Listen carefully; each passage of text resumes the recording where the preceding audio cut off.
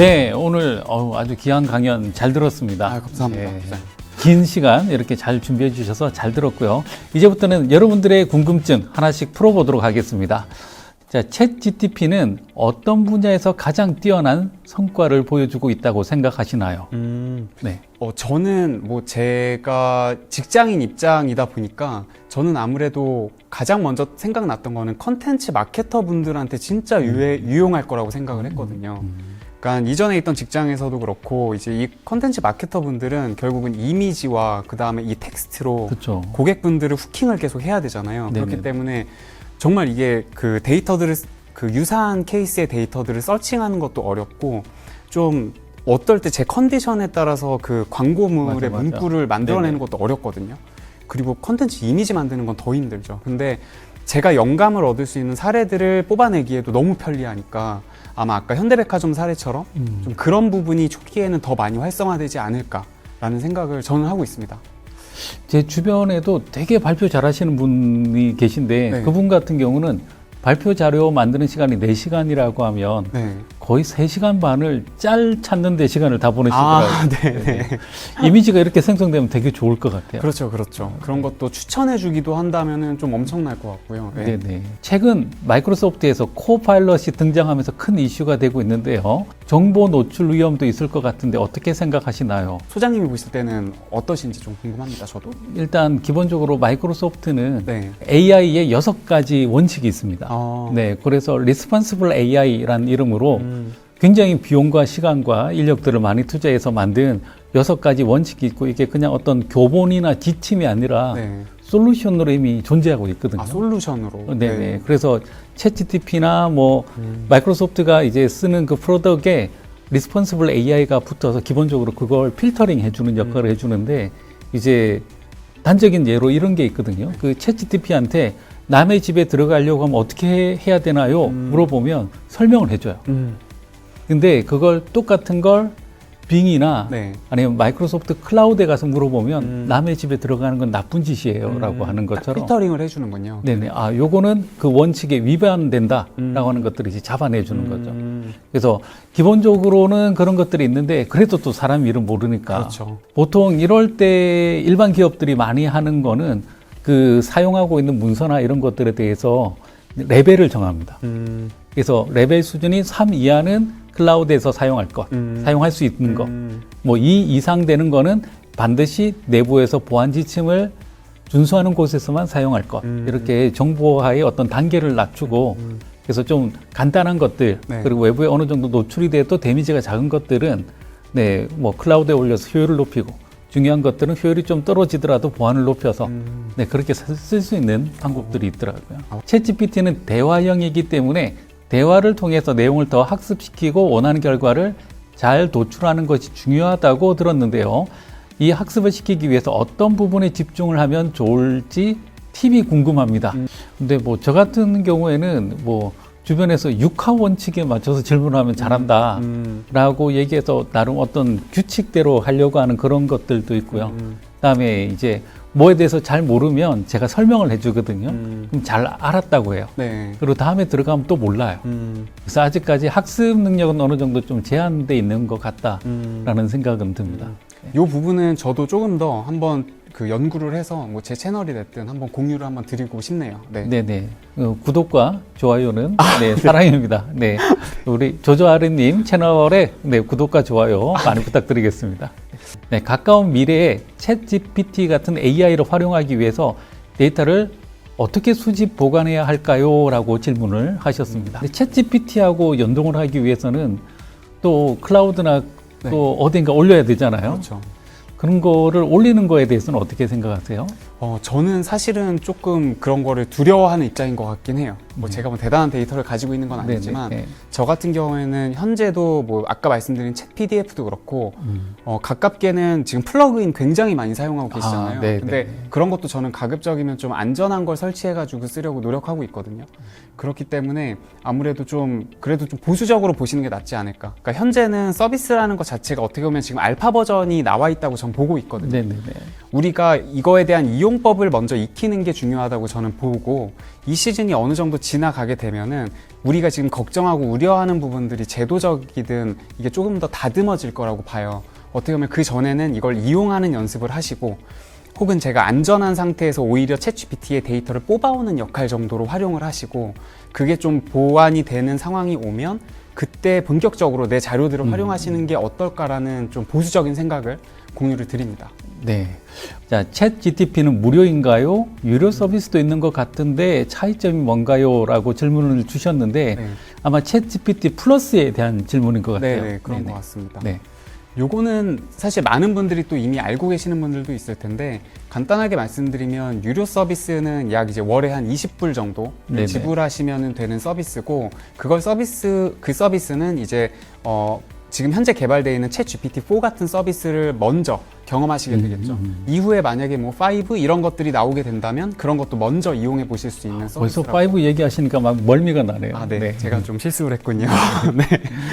그래서 그런 부분도 있고, 그러다 보니까 이제 챗 GPT-4 자체가 기존보다 더 질문에 대해서도 좀 더 긴 문장을 입력을 할 수 있고, 이번 발표를 보시면 또 이제 추론 능력이 좀 더 향상이 되었죠. 그리고 언어도 기존 3.5 버전에서 예를 들어 한국어 기준으로는 한 70% 정도의 인식률이었는데 한 77%로 증가했고, 영어는 훨씬 더 높아졌죠. 이런 좀 더 우수한 서비스들을 여러분이 많이 이용할 수 있다고 보고요. 그래서 그런 약간 아까 말씀하신 얼리 어답터로서 이용을 하실 때 도움이 될 것 같고, 근데 저는 아직은 이게 연구 단계시라면 뭐 이게 근데 또 어떻게 보면 큰 돈이 아닐 수도 있어서 경험해 보시는 것도 추천드리고요. 아니면 빙 같은 서비스는 이미 GPT-4를 반영을 해놨잖아요. 그렇죠. 그거를 이용하시면서 쓰다가 나는 조금 더 이거 그냥 좀 투자해도 되겠다라고 하시면 들어가셔도 괜찮은 것 같습니다. 네. 네네. 지금 유료 버전 사용하시고 계시나요? 아닙니다. 아직 유료 사용하고 있지 않고요.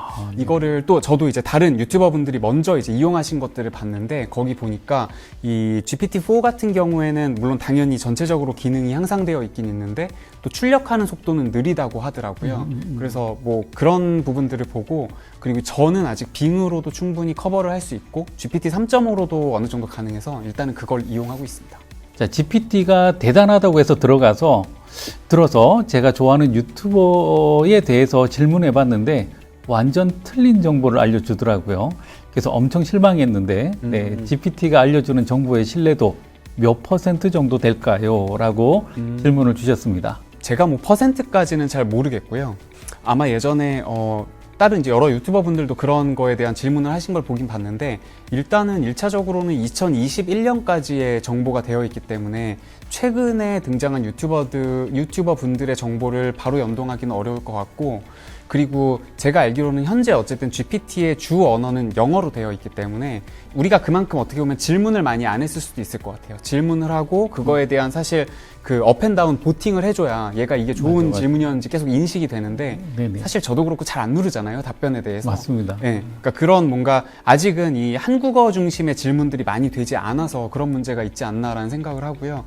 물론 아직 파라미터나 이런 게 많이 부족할 수도 있지만 이미 뭐 네이버라든지 아니면 뭐 하이퍼클로바죠. 그리고 코 GPT 같은 이제 카카오에서 한국어 중심의 모델들을 계속 많이 이제 연구를 하고 이야기를 하고 있으니까 오히려 한국어 정보는 이쪽을 활용하시는 것도 나쁘진 않겠다라는 생각을 합니다. 네. 네. 뭐 챗GPT를 많이 사용하시는 분들은 이제 좋아요, 싫어요 이거 네, 적절하게 잘 눌러주시면 전체 생태계에 굉장히 많이 도움이 될 것 같습니다. 네. 자, 학생의 경우 이를 과제나 연구에 이용하는 것에 대해서 어떻게 생각하세요? 구글링해서 내용을 긁어오는 것을 금지하는 것도 많은데 네, 챗 GTP는 이와는 달리 취급할 필요가 있을까요? 라고 질문을 주셨습니다. 진짜 오늘 너무 날카로운 질문들이 많으신 것 같아요. 아, 네네. 네. 저도 그냥 약간 그럼 중립적인 입장에서 바라보면 저도 약간 그래도 어쨌든 이 기술들을 되게 좋아하는 입장이긴 하거든요. 근데 학생의 경우에 말씀하신 것처럼 구글링을 우리가 뭔가 자료를 얻는다는 게 사실은 뭐 도서관 가서 책을 보는 것도 그 시대의 기준에서 보면 챗 GPT를 쓰는 거라고 저는 보거든요. 네. 결국은 제 건 아니고 누군가가 먼저 앞서서 써주신 거를 이용하는 거잖아요. 그 시절은 그걸 이제 책 GTP인가요? 네네. 네, 죄송합니다. 네. 아, 역시. 네네. 그런 식인데, 그래서 이거를 뭔가 약간 그 기술적인 측면에서 네네. 바라보면 이거는 사실 아무것도 아니고 툴이거든요. 네네. 예를 들어 음악 하시는 작곡가분들, 이런 천재 작곡가분들도 사실 가만히 살펴보면 이 크리에이티브한 부분도 있지만 이거를 구현하기 위해서 굉장히 최신 음악 툴 같은 거를 활용하신다고 맞습니다. 알고 네. 있거든요. 네, 네. 결국은 누가 더 좋은 툴을 빠르게 이용하느냐가 네, 네. 어떤 뭔가 제품이나 서비스를 고도화하는 데 핵심이 된다고 보는데, 학생분들은 결국 그들의 서비스는 이 좋은 논문을 만들어내는 거고, 그걸 위해서 시간을 단축해 줄 수 있는 챗 GPT를 이용할 수 있다고 하는 건 제가 볼 때는 그걸 굳이 제한할 필요는 없는 것 같아요. 근데 다만 아마 이거를 학생들이 좀 더 생각을 할 수 있게, 그러니까 이게 단순히 그냥 자료를 짜집기 해서 자료를 전달하는 게 아니라 교육하시는 분들의 입장에서는 맞습니다. 좀 고민하는 시간, 네. 너의 생각을 표현하는 시간에 대한 것들을 얘가 침해해서 결국 더 좋은 학자가 안 될 수도 있기 때문에 결국은 그런 것 때문에 우려하시는 거이기도 하거든요, 제가 볼 때. 그래서 그 밸런스를 잘 찾아가는 게 중요하지 않을까라는, 제가 감히 그런 설명을 한번 드려봅니다. 네, 오늘 보니까 어젠가부터 이제 특이한 게 보이더라고요. 네, 누가 이렇게 인터넷에 글을 쓰거나 저작물을 만들 때 이건 AI가 만들지 않았습니다라고 이렇게 해시태그 같은 걸 붙이는 운동 같은 것들도 있더라고요. 네, 그만큼 이제 인공지능의 결과물에 오염되지 않겠다라고 하는 또 그런 운동도 있으니까 뭐 말씀하신 대로 자기 생각들이 많이 들어갔으면 좋겠다라는 생각이 듭니다. 챗 GPT 역시 사익을 위해 편향된 정보가 제공되도록 조작할 위험은 없을까요? 네. 아마 저는 있긴 있을 거라고 보고요. 그거를 계속 이제 어떻게 보면은 방어하고 개선하고 이런 과정이 이루어질 것 같아요. 이 챗 GPT가 할지 아니면 결국은 챗 GPT를 활용한 어떤 팀들에서 사익을 위해서 이런 작업들을 하지 않을까, 이런 생각이 들긴 하거든요. 아마 오늘도 그렇고 최근에 뉴스 보셨으면은 그 앨런 머스크나 그 유발 하라리 작가 같은 분들이 그런 이야기를 했잖아요. 지금 이 AI, 초거대 AI의 발전 속도가 너무 빠르고 그래서 이거 잠깐 중지해야 된다, 너네. 6개월 동안 중지하자, 그런 얘기했었죠. 잠깐 멈추자고 이야기를 했고, 뭐 이 머스크 형님이 워낙 뭐 여러 가지 이상한 행동도 많이 하시지만 오픈 AI와 함께 이 프로젝트를 열었을 때는 구글이 가지고 있던 그런 인공지능의 독주를 좀 선한 의미로 막겠다는 그 생각으로 사실은 접근을 하셨던 거잖아요. 근데 그런 의미에서 이번에 한 언급도 이 GPT가 너무나 빠르게 들어와서 사람들이 그걸 따라가지 못하고 악용되는 케이스가 많다 보니까 그걸 좀 막는 시간이 필요하다고 보시는 것 같은데, 저는 일단 위험은 분명히 있을 거라고 봅니다. 분명히 창과 방패의 싸움이 될 것 같고요. 그 사이에서 어쨌든 저희가 더 피해를 보지 않기 위해는 오히려 아까 말했던 개인정보나 이런 기밀 같은 것들이 그래서 좀 더 보수적으로 관리를 해야 되지 않을까라는 생각을 해봅니다. 네. 네네.